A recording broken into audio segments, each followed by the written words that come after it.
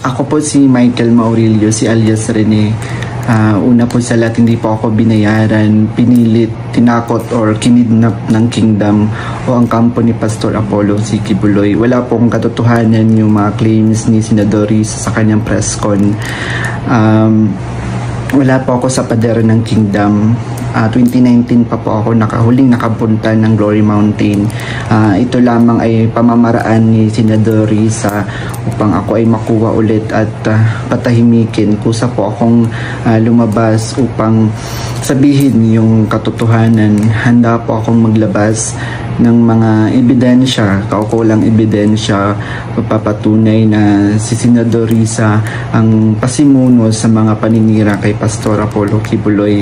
At handa po akong sa anumang mga legal na proseso. Senador Risa, hindi ako nag-text ng anuman sa'yo. Wag mo na akong gamitin sa mga kasinungalingan mo. Kaya nga nasusuka ako sa iyo. Titindigan ko yung mga sinabi ko sa video na ginawa ko. Kusang loob ko itong ginawa para matahimik na yung konsensya ko. Uulitin ko po, hindi po ako binayaran, pinilit, kinidnap ng Kingdom o ang kampo ni Pastor Apollo Quiboloy.